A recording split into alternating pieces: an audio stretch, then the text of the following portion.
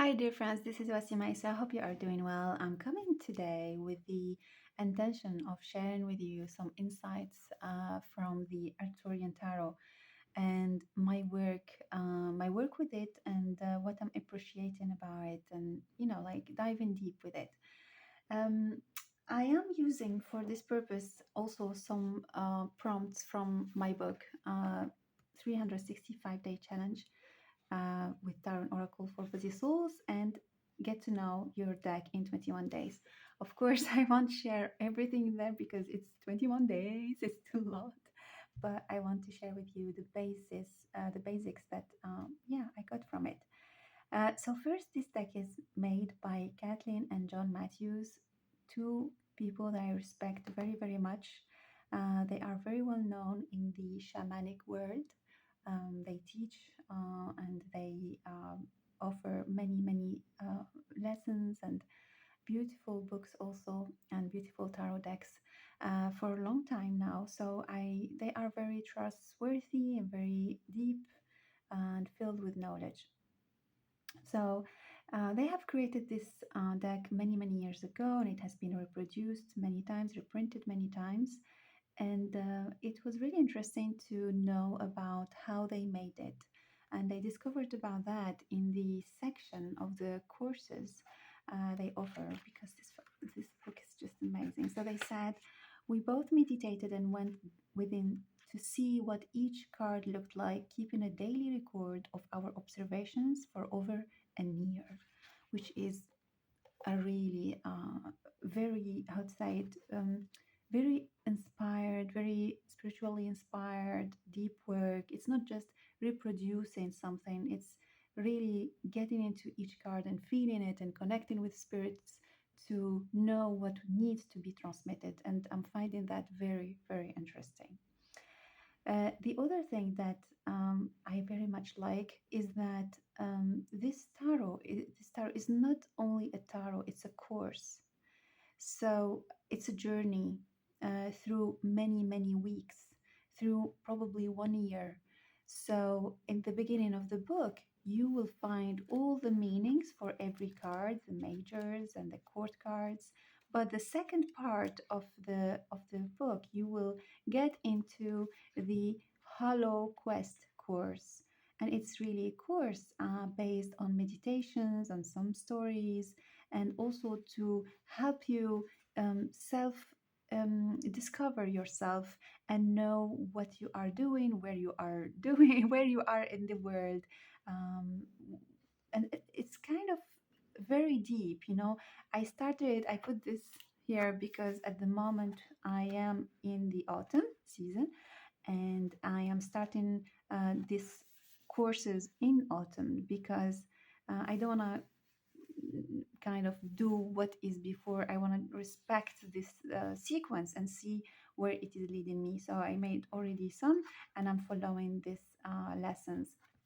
What is really interesting also is that by the end of the book, you find the study program. So after you have finished preparing for the Hallow Quest, which is get the meditation and daily keeping, I really loved this section. I just highlighted it all because it spoke to me in every detail, like spoke to me.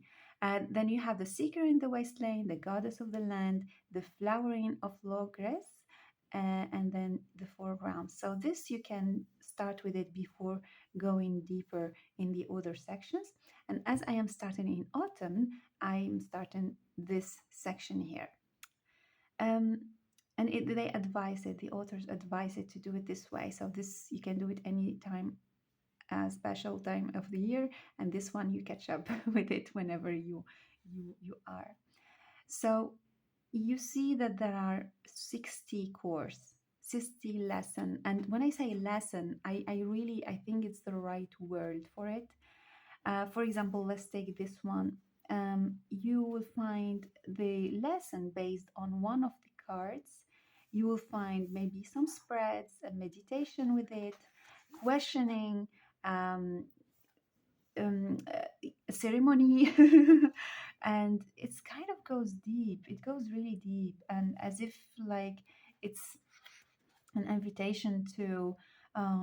establish a deeper connection with the deck, but also with yourself, with your spirits, with your abilities to meditate, abilities to channel, to have visions, to discover your inner landscape. And they talk about that in this deck. Um, the other thing that I really enjoy is that the stack, you can even use one card only, and it gets you. It's a doorway. It's a gateway to a journey. So there is a lot of meditative landscapes in this deck, and we're gonna see it together. Very beautiful descriptions of the cards also in the book. Um, where you of course it's not detailed like the story of Arthur, and but you'll find some glimpses. I think if you get one of the other books they have made or they have written, I think there is a big book, I think it's called, yeah, Arthurian Magic. Maybe you will complement that with this tarot deck, but I'm going to talk about one of the things I really enjoyed also is that I found out the sequence, the right sequence of the minors in this deck. I see the minors as a journey going from one to another, like numbers. Numbers are a journey 1, 2, 3, 4. They are telling us a story. And in this deck, I came to see clearly the stories that are being shown in this deck. Give me a second, maybe my phone is ringing.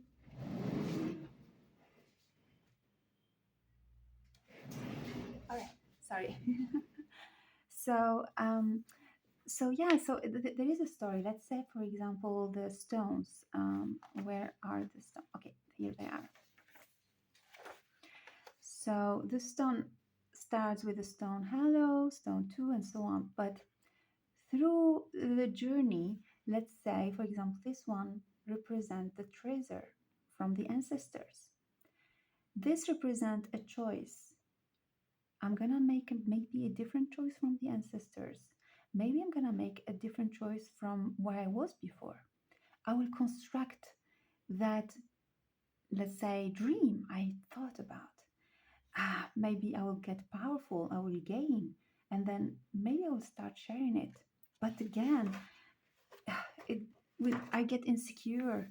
Maybe it's not the right thing. Maybe I was not that grounded, so it get destroyed.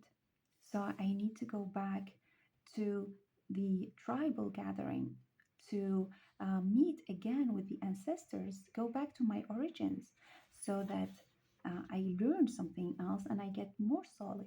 I persist. I don't get tired. I am more disciplined. And then I work. Um, I get, I get competency. I go beyond knowledge. I become a craftsman. And this is how I accomplish my personal, I become personally satisfied.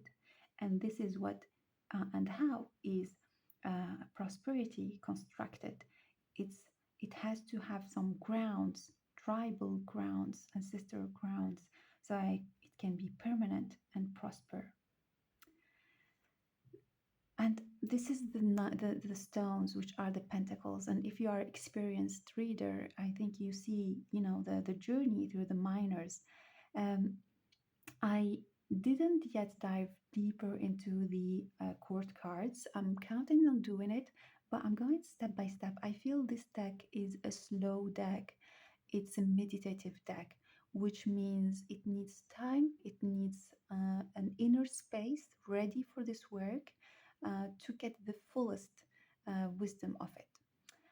Um, let me see if I forgot something to share. Oh, yes. Oh, yes. Or let me share with you the section that I loved so much because um, it talks also about the basis for, let's say, spiritual practice, tarot readings, and it talks about meditation to have a clear vision, the importance of commitment.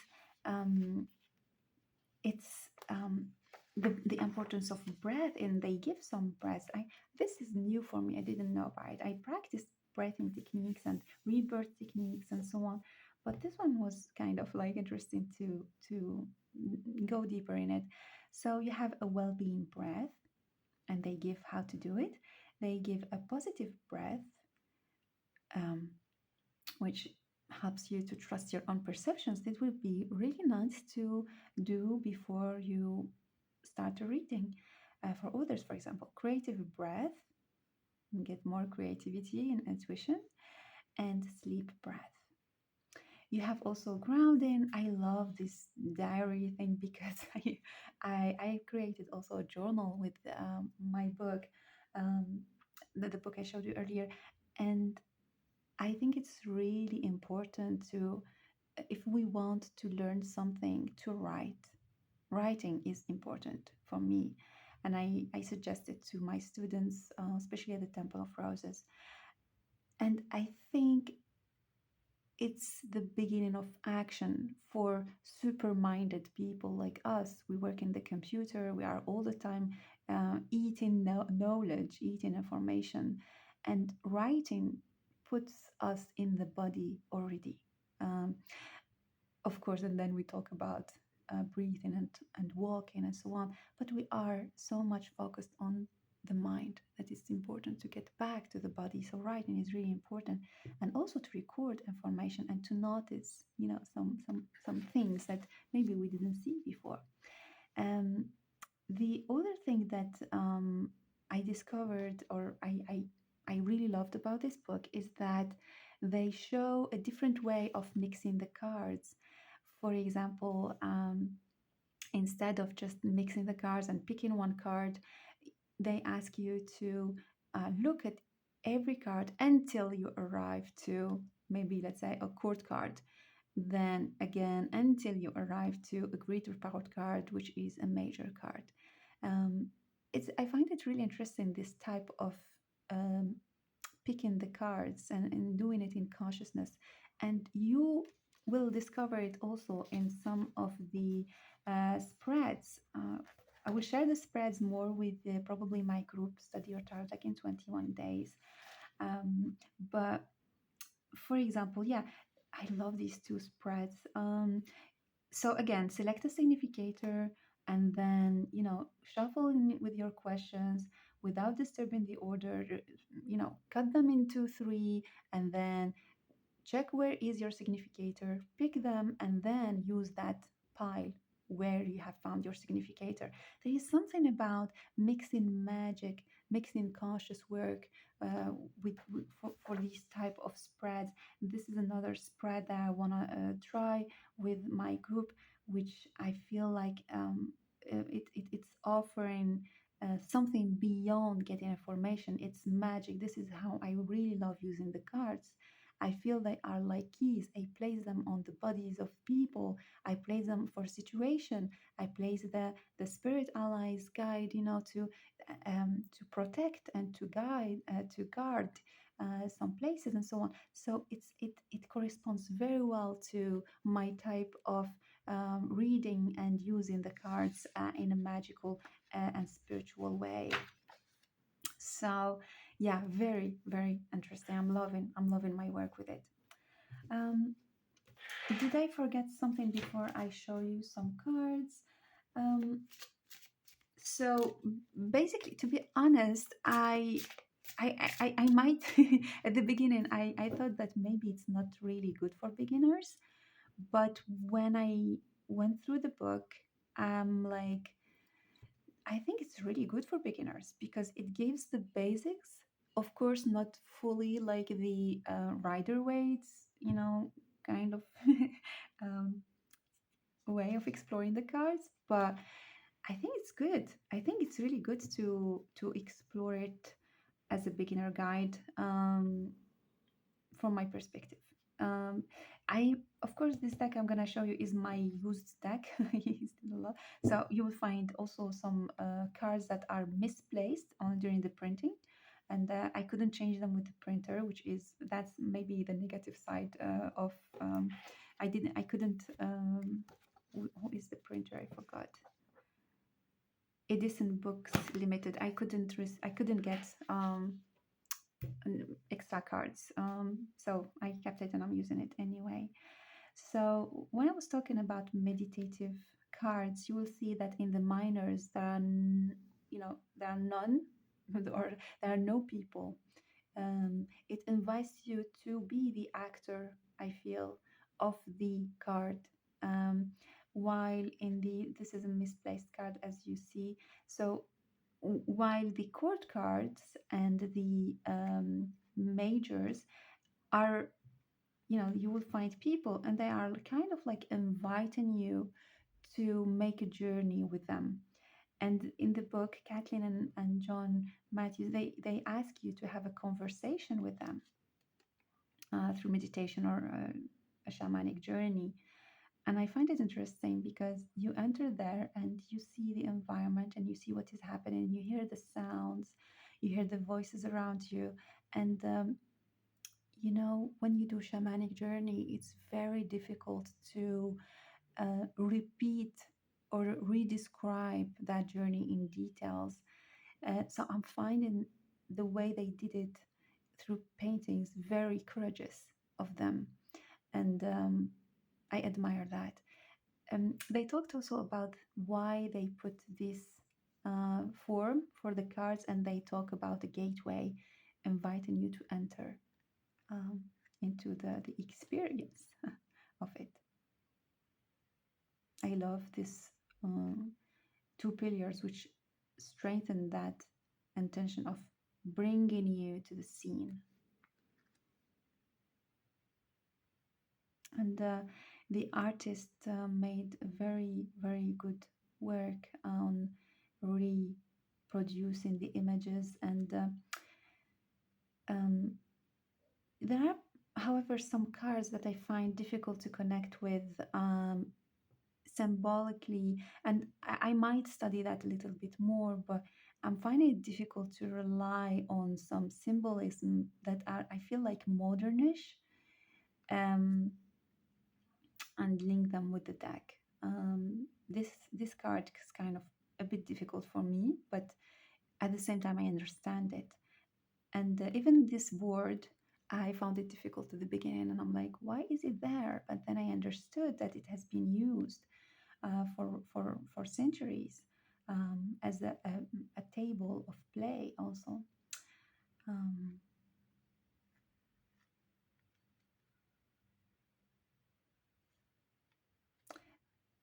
so there are cards where you will feel calmness and um, silence, and there are other cards where you feel noise and you feel that it's wow, you feel the atmosphere, something strong is happening. This one is difficult for me to rely on too, especially with the symbol, but I'm gonna study about it. Of course, I'm still continuing the work with it. This is a beautiful card.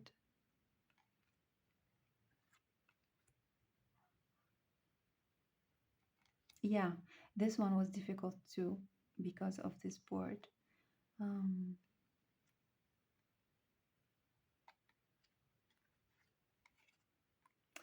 so